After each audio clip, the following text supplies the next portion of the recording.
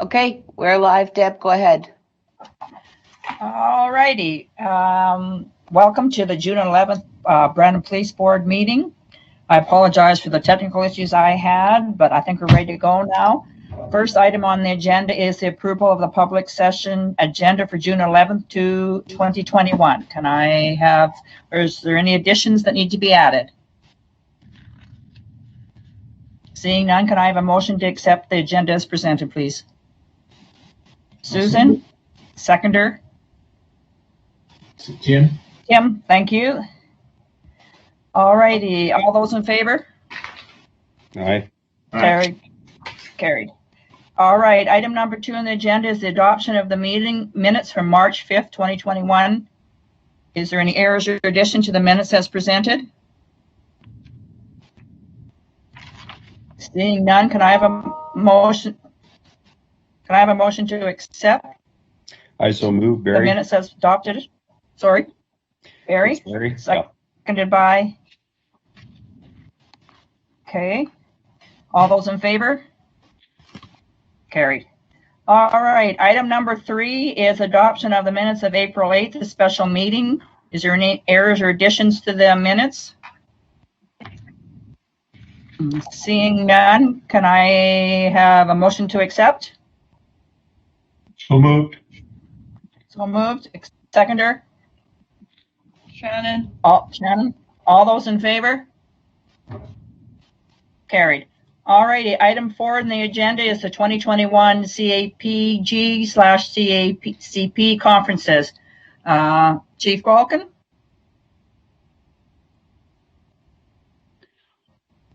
Good morning, or good afternoon, everyone. I can report that the Canadian Association of Chiefs of Police Conference has been cancelled and moving to a virtual agenda for this year. It will be in August. I do have an invite and a virtual conference to look at attending those dates. And I know our board secretary was checking with the Canadian Association of Police Governance to see where that was going. All righty, so basically it's a virtual one, so we won't have to worry about sending anybody to that this year. Last year it was offered that was a day-long session if someone wanted to sign into it. I don't know if that's going to be available, but we'll keep everybody posted. All righty, any questions of this conference before we move on to item 5? Seeing none, item 5, report from the Chief Police. Mr. Chief Balkin, go ahead. Well, thank you. As sent out in our board package, you'll have my police chief report, which includes the budget portion that I will do after this. So for some of the community level, again, it's starting to get a little bit more, but with the restrictions going back and forth with numbers of gathering and live events, it's been absolutely impossible to attend any live events because of that. However, we have, and many other community groups have been moving to the virtual, and I've been attending as many of those on behalf of the police service as possible, including interdepartmental ones, citywide, and provincial. So some of the areas that of our focus here that will be interesting to the police board is our continued discussions on the police service detention expansion. Some of the meetings that I've attended for IANI, which is the Interprovincial Association on Native Employment, attended virtually the State of the City address, as well as our department head and senior executive meetings. And I was fortunate enough to be asked to present an award at the Stan Hewitt annual virtual ceremony for the 26th Field Regiment for the Navy League. So I was able to do that on behalf of the police service. And one thing to report there, our police service has been engaged with CPKN, and that's the Canadian Police Knowledge Network. And all of our employees, not just police, but all employees, have been sent registration for the cultural awareness and humility training. And at this point, we have 76 members that have completed that out of our 136, and that represents about 56%. So I'm confident by the end of the summer with our shift rotation and training time that we will have all of our members trained on that. So at the provincial level, I've attended to the law enforcement and emergency measures teleconference that we have every 2 weeks, and that employs police officers or police services from across Manitoba is working with the Emergency Measures Office to discuss the different changes to all of our health orders and police intervention and tactics that we're using for this. A number of our members have received training through the Manitoba Association of Chiefs of Police on cryptocurrency, and Bitcoins and those sort of areas are a new and emerging trend that we need to start getting some training and an eye on of how movement of assets are being done through the internet and through a lot of areas that are difficult to trace and take some specialty and expertise. We've also been involved with the Retail Security Task Force, which is a provincial task force looking at retail thefts because of the numbers that are increasing not only nationally but globally and provincially here. Billions of dollars are lost every year through retail thefts. So I'm part of the provincial executive committee on that, and we have one of our members on the provincial operating side. We've also done the Manitoba Association of Chiefs of Police annual general meeting through virtual and a number of training opportunities through that we'll continue to do on emerging trends in policing. I was fortunate to attend the Child and Family Services of Western Manitoba annual general meeting, which again was virtual on June 1st. And we're also involved with the LIP partnership, which is it's known as LIP, but for Brandon, it's the BLIP, which is the Brandon Local Immigration Program. So working with Brandon Neighborhood Renewal Corporation and a number of stakeholders to look at ways to have our immigration very robust within our community. So moving on to some of our statistics, our methamphetamine continues to be an issue, and drugs in general. Here a little later in the agenda, I'd like to talk a little bit about Project Brazen. But methamphetamine is a continued concern, not only locally, provincially, and nationally, and internationally as well. So we continue to move towards dismantling distribution networks and working with our other stakeholders within Brandon and the province on this. Our calls for service have increased by about 8% over last year, and since January 1st to April 30th, we've had 11,873 calls for service, an increase from last year, and 252 of these are bylaw related, 485 animal control related calls. And the average call per sworn member right now sits at 129, and of course increases as we go each quarter. Our ride-along program that we offer for the community or people that are interested in policing has not been running for the last 14, 15 months because of COVID. And the ride-along program gives people that are interested in the criminal justice and in policing an opportunity to ride along with a member and shadow them for the shift or part of a shift and see what sort of calls and incidents that we investigate. So we are looking forward to the days when we have our opportunities to gather again, and some of these restrictions can be taken off and we can start these programs up again. And our non-sworn members continue to process files and support our frontline members and a lot of our initiatives here at the police service. So far in 2021, up to April 30th, there's been 1,291 criminal record checks completed, which has been an increase of 124 from 2020 at that point. So, barring any questions, that is my report to the board. Does anyone have any questions of Chief Balkin at this time? had one quick one. You know, in the statistics, we separate the bylaw and the animal control. Are those responded to by sworn members? Like, Yeah, okay, so animal control and bylaw, we have bylaw officers and animal control officers. They all fall under the umbrella of bylaw enforcement. So a vast majority of those are attended to by bylaw officers. Police officers do have the authority to enforce any of the City of Brandon bylaws. So if bylaw officer isn't available, they will attend it. gotcha. Okay. Shannon, is there anything else at this point? No, that was my Okay. only question. Okay, first let me apologize. We have the fire alarm going off here at school. So if you see a bit of smoke behind me, it's okay. You know, I'll get through this here. Anyways, Sean Barry, you're up next. Yes, thank you, Madam Chair. Through to the Chief. I don't expect an answer today because this kind of is a question that popped up this week, and I've been thinking about asking that. Chief, is there any way that you can give us some details on when we're talking about stats and numbers and call for service?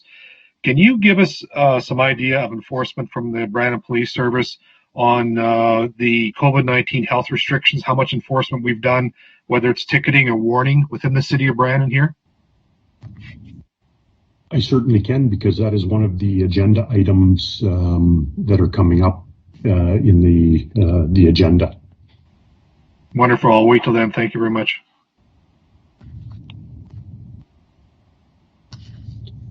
You're on mute, Deb. Sorry, Barry, you had some questions? Thank you, Madam Chair. The question that I was going to ask was COVID related as well. So I will wait until the Chief's report. Anyone else have questions at this point?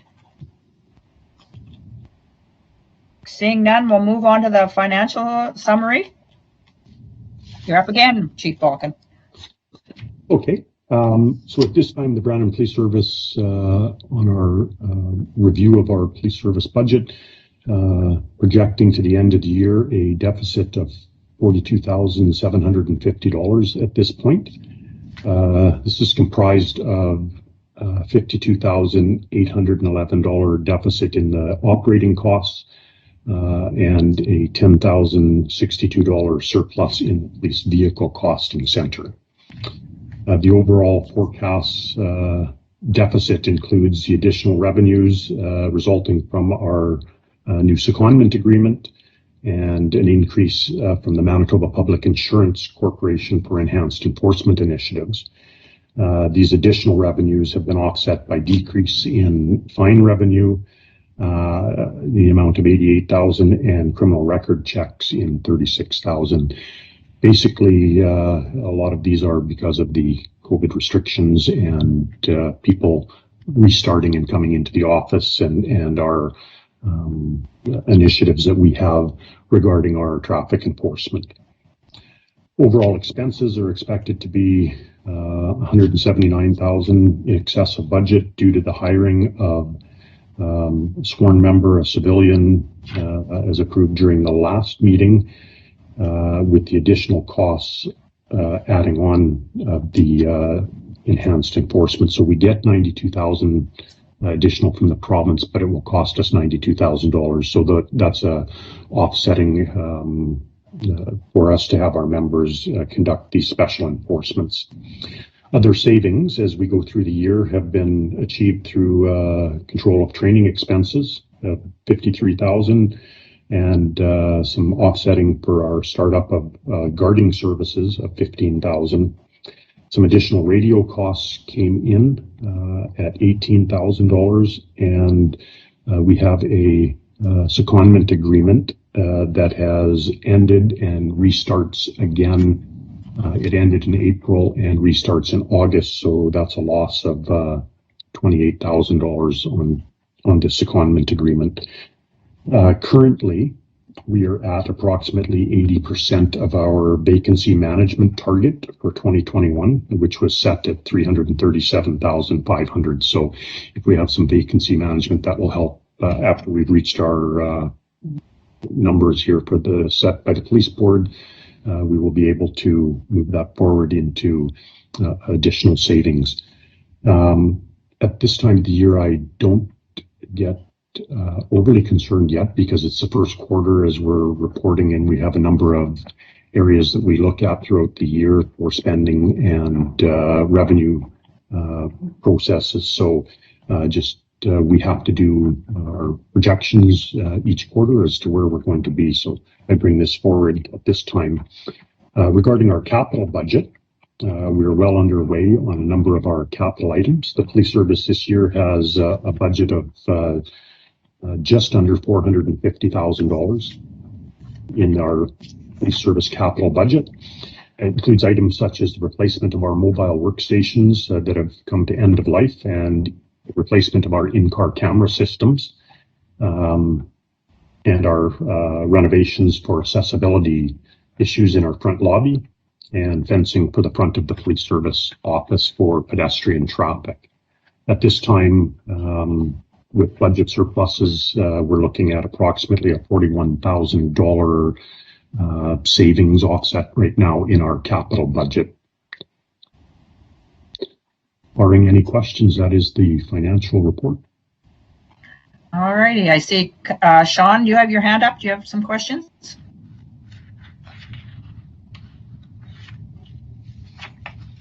Oh, there goes his hand. Is there any other questions of the chief at this time on our financial summary for us? Seeing none, we'll move on to item 7, the update on the permanent detention center build. Chief Balkin. Okay, thank you. I'm just getting my correct paper here. So, as everyone is aware, I'll just very quickly recap.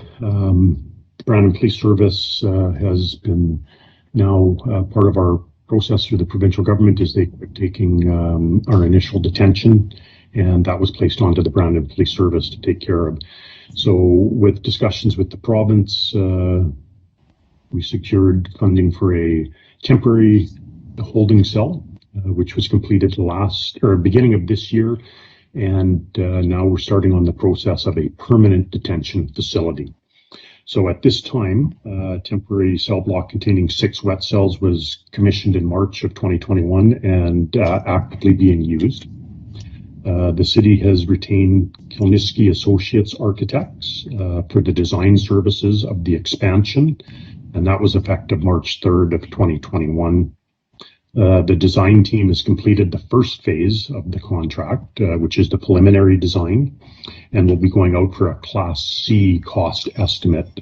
Class C cost estimates is a plus or minus 20% cost estimate, so that is usual for what I'm informed in project management. The city anticipates receiving the estimate by the end of June. And then once we know this, it will be ready for their next sprint meetings or discussions on next steps. So the next steps is once the estimate is received, we'll either authorize them to proceed as it falls within our budget, or if it's over budget, the team will get together and talk about how to manage this within our budget or look at additional funding. Once the design team is authorized to proceed, the project will advance to a detailed design and construction documents are prepared. That's anticipated to take 4 to 6 weeks. This puts us at the end of July, beginning of August. However, there's also some budget items to work out that may delay some of this. Best case scenario that I have been reported is that we would be ready to tender by mid-August with mid-September anticipated award dates. That's yet to be determined. And that's where we're at right now. We have a team from the City of Brandon and Police Service working on this process. All righty. I see a few hands up. Barry Cullen, you had your hand up? Yeah, thank you through you to the chief. How are our temporary cells working out for us right now as far as are we able to meet our needs that we required just for the interim time period? For the interim time period, they are working, and we've, as you know, we've made some arrangements internally too. So we have 6 dry cells that have no water services in them in our police service building, and then the temporary detention cells have 6 additional wet cells that have washroom and water facilities in them. So right now, that is, it seems to be working. We have had some time where we've met capacity because of projects or different arrests and stuff. However, it's a great benefit to us right now, and when we have our permanent build, it will work well for us. Okay, thank you. Sean, you had your hand up. Did you have some questions, or are you good?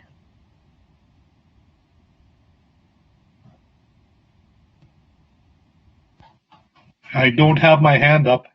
Okay, that's good. All righty. Any other questions about the detention center at this time? I don't see any hands, so we'll move on to item 8 on our agenda is Project Brazen. Chief? Thank you. I think everybody is aware of Project Brazen. We had a media release on it, but it's something I'd like to highlight because it was a lengthy project that our police service undertook in cooperation with several other police services, the Winnipeg Police Service and the RCMP, offering great assistance with the work on this project, as well as the province of Manitoba.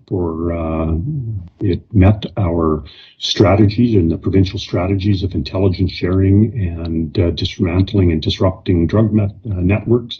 And so the province of Manitoba assisted with the funding on this project, as well as we had partnerships with the Crown Attorney's Office and Criminal Property Forfeiture Unit.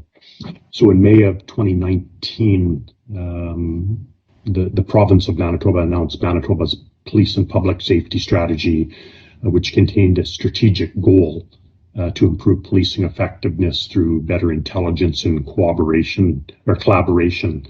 Manitoba Justice committed to working with law enforcement agencies as part of these incentives and support these initiatives. Part of this was to address key issues such as trafficking and illicit drugs in the province of Manitoba. So Project Brazen was recognized meeting the criterion for this project, and Manitoba Justice came on board with support for this initiative.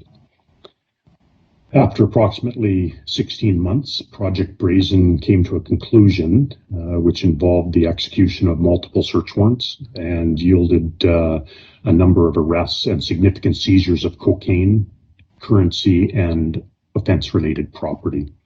So on May 3rd, our police service conducted our organized crime unit, assisted by many other members and departments within the police service, executed search warrants at 2 residences in Brandon, and this resulted in the seizure of approximately 3 kilograms of cocaine with an estimated street value of $300,000 and over $70,000 in cash. Continuing on the project, on May 18th, we executed search warrants on 5 residents in Brandon. This resulted in another kilogram of cocaine and approximately $50,000 in cash and numerous items believed to be the proceeds of crime being done. So in total, approximately 4 kilograms of cocaine, $120,000 in currency, and numerous items believed to be the proceeds of crime were seized and are subject to forfeit under the Criminal Property Forfeiture Act. 10 individuals were arrested, and there was a warrant placed out for one further one. So Project Brazen successfully dismantled a prominent drug trafficking network and brought those responsible to justice, and they will be in the court system and face that process. It also allowed us to have great partnerships with a number of other police services and work on a key strategy of both our cities and the province of dismantling drug distribution networks. So I thought it was worthy of note in our discussions today. Well, I think that was a great project that you had going, and I commend your departments for having that be so successful. Is there any other questions or responses at this time, Chief Balkin, on Project Brazen? All righty, I don't see any others. We'll move on to item 9, downtown strategy update. Great. As the board is aware, each year for the last several years, we've initiated a downtown strategy. Last year was very difficult, and without the ability to initiate it, we had some hot spots and some pressure points that we were unable to meet with our regular patrols and our regular strategy because of our commitment at that time to guarding services and the fact that COVID had just started and a number of the help services were closed in the downtown or restrictions on the number of people. So we did meet some tougher issues last year. So we reevaluated this year and again have initiated our downtown strategy. It started Monday, May 3rd. And it will be concluded at the end of September. The initial plan for the first few weeks of this strategy involved organizing walkarounds and bike registries under our partnership with Garage 529 because bike theft is also happening in this area, and some of the past intelligence has showed that it's been used as a commodity of trade for drugs or for other illegal activities. So unfortunately, restrictions didn't allow us to do this, but we've recently put out a video on Garage 529 again and how to get bikes registered. But during this initiative, we have had our foot patrols out in the downtown area when available, and a number of officers, both from our community policing unit as well as patrol and other units within the police service participating in this. Not only foot patrols, but we've also have our bike officers out and about doing the bike patrols in the downtown areas. And our patrol services have been attending to the downtown area in vehicles. So that is all the 3 different prongs of our plan. We have posted and are dedicating a resource to the downtown initiative, and that will be within the summer months.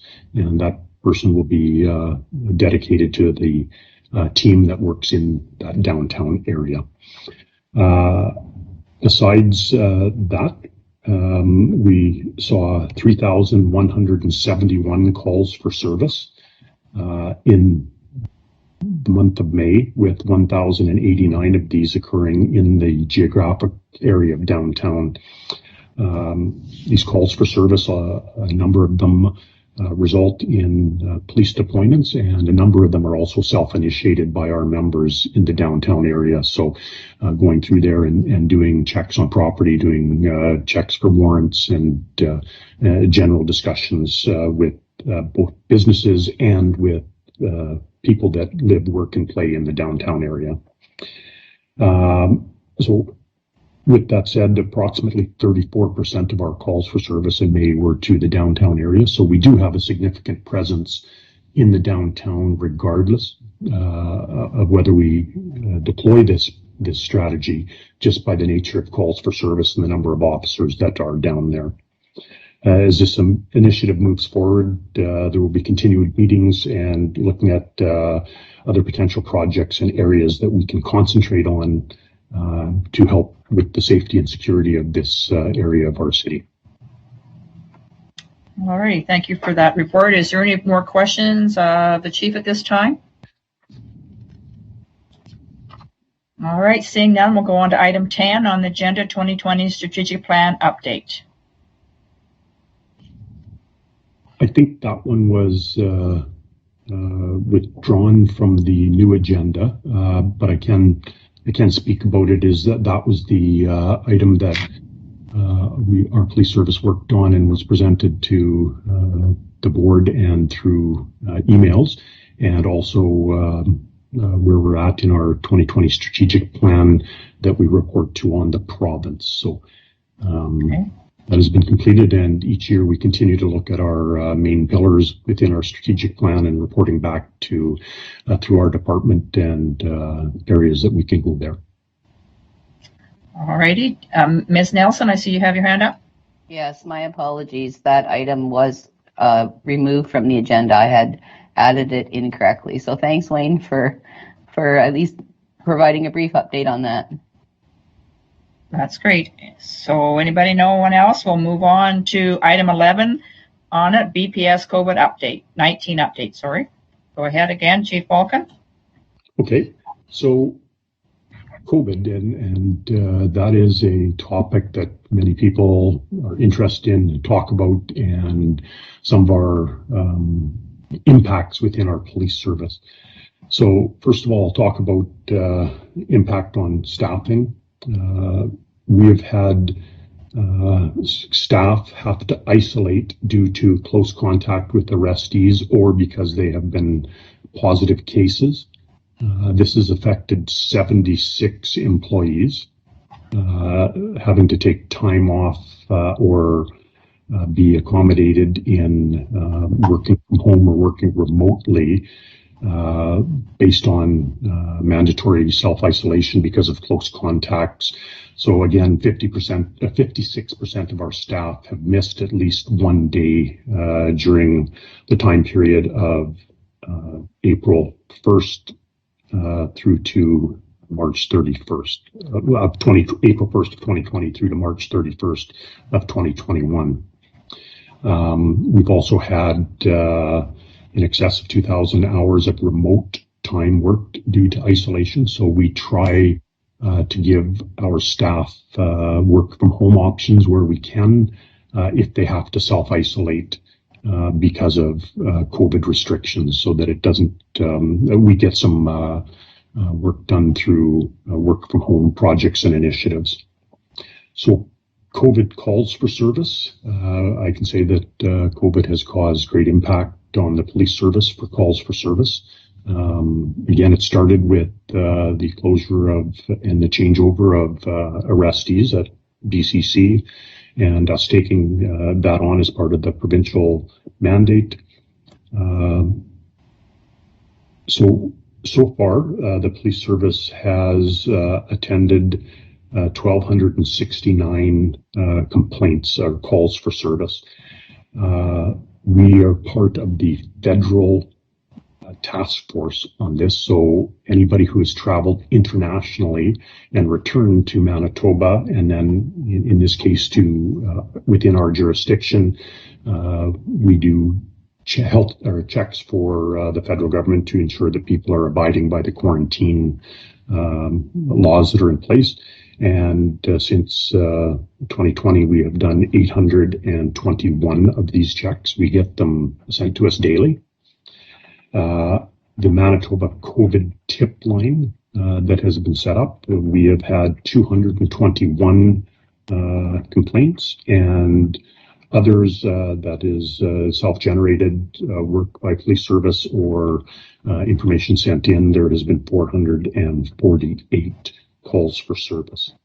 We have issued 28 charges in this time period, and I don't have the number of warnings on my stats for today. All right. Well, thank you for that report. Any questions of the chief at this time? Or Barry and Sean, were your questions answered? Perfect. Sean, go ahead. Yes, thank you, Madam Chair. Through to the chief, Wayne, the reason I was kind of bringing up the questions about our COVID responses and that we've had as far as whether it's ticketing or written warnings and that, and this is just a discussion I've heard lots of in the public and from some of my residents in the ward, but also from a couple other councillors as well. It's kind of the question about, and I'm going to use specific things as an example and that just to kind of get your response back. But as we know, COVID's affected a lot of things. I know it's affected the staffing of the city police and that, but there's certain things going on in the city that are against the health regulations and guidelines for COVID, and we don't seem to be taking any action on them. One that comes to mind is a protest at City Hall. People have commented on that several times. I mean, just because there's no complaint, we take no action if we see it happening. I mean, that's one comment I've had.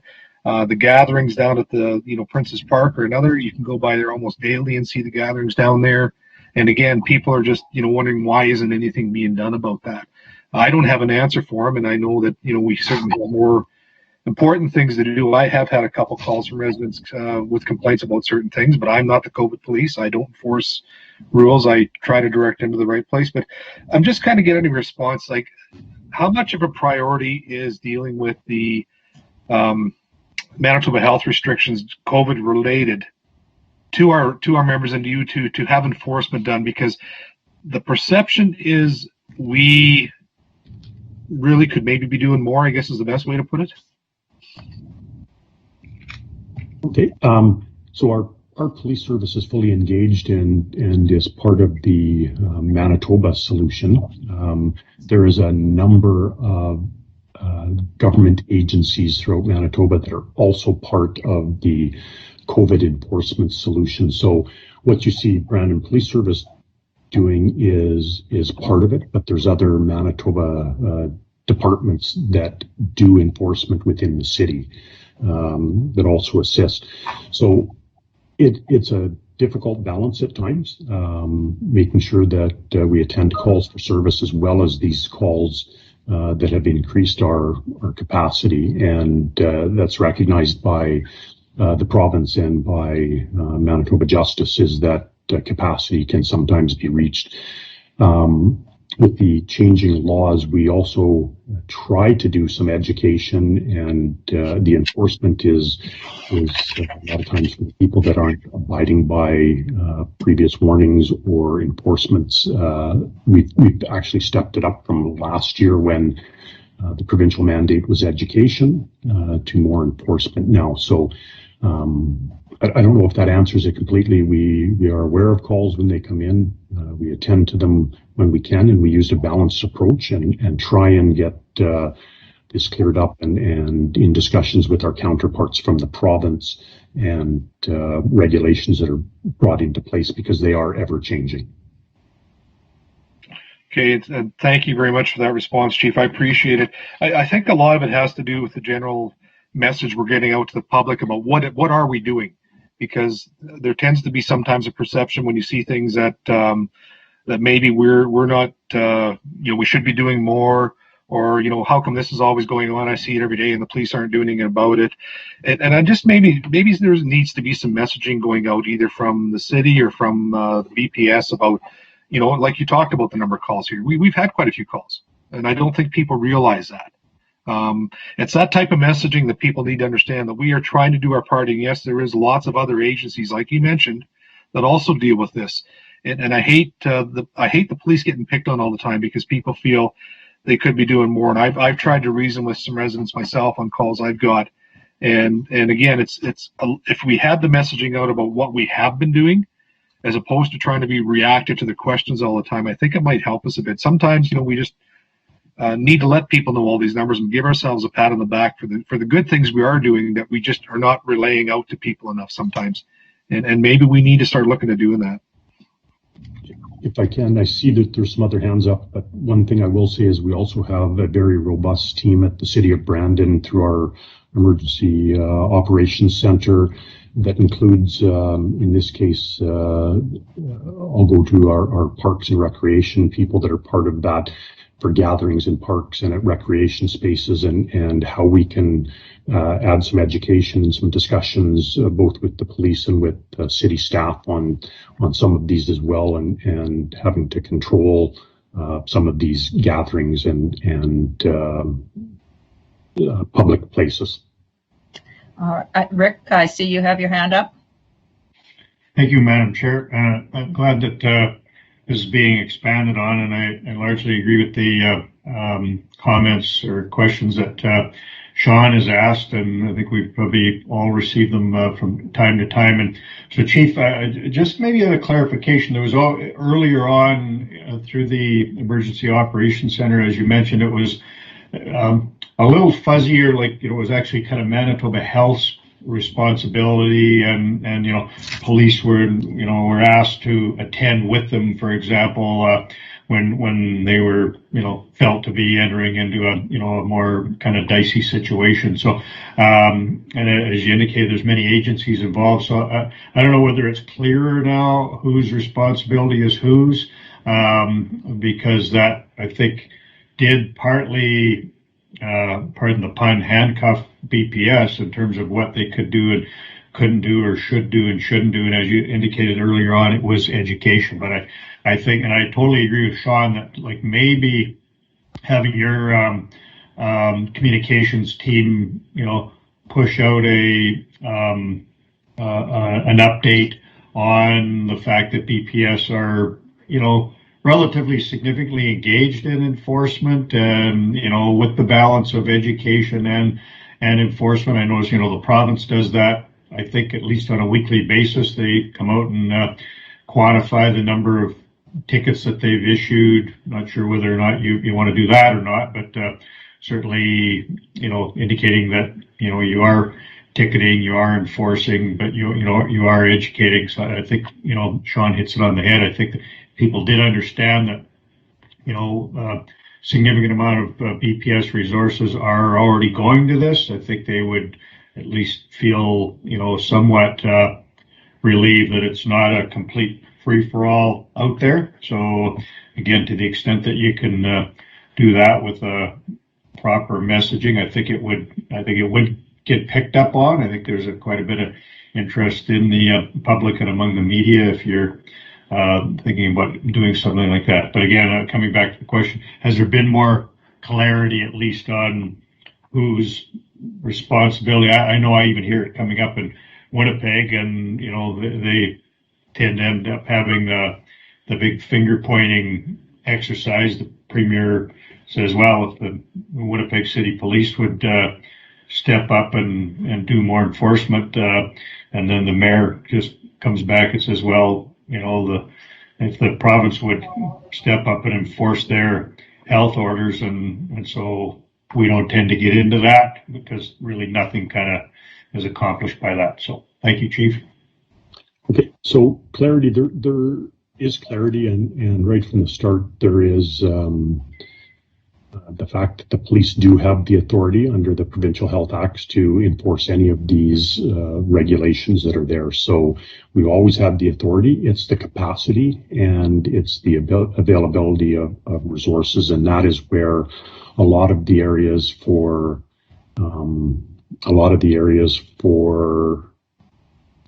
enforcement in businesses have fallen to the province, with checking for a number of people in there and the number of people that are in businesses or in buildings and that sort of area. So we take the initial calls for service here in Brandon for residences, parties, gatherings, that sort of area.